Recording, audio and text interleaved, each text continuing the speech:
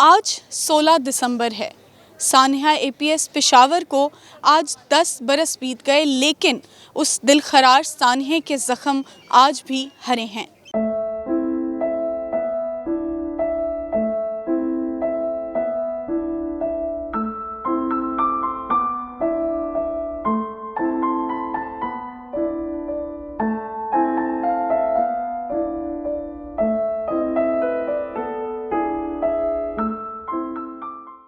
माओ ने अपने बच्चों को स्कूल में पढ़ने के लिए भेजा, लेकिन माओ को ये थोड़ी ना पता था कि आज वो बच्चे उनके वापस ही नहीं आएंगे।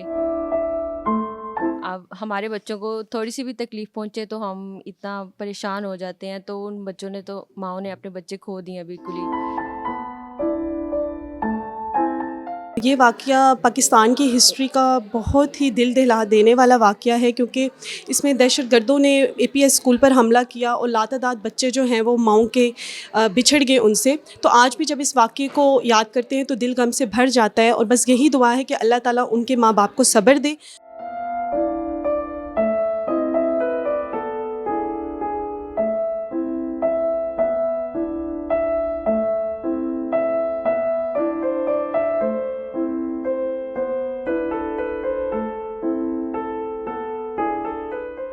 जब भी ये वाक़या याद किया जाता है, इसके बारे में ज़िक्र कहीं होता है तो इंसान इमोशनल होता है। और I am not a mother, लेकिन मेरे छोटे बहन भाई हैं, मैं अपने बहन भाइयों को जब स्कूल वो जाते हैं तो ऑब्वियसली हम सब ये दुआ करते हैं कि कभी भी किसी के माँ बाप के बच्चों के साथ कभी भी ऐसा सानिया पेश ना आए, और अल्लाह ताला मुल्क के हर बच्चों को अपने हिफ्ज़-ओ-मान में रखे। अभी तक वो वाक़या हम भूले नहीं हैं। बहुत अफसोसनाक वाक़या था। वो बच्चे जो गए हैं, अचानक माँ इंतज़ार कर रही थी। मैं भी एक माँ हूँ और उस माँ के सदबे के लिए अभी तक हम बेचैन हैं। माँ बाप को अल्लाह ताला उनको सब्र दे।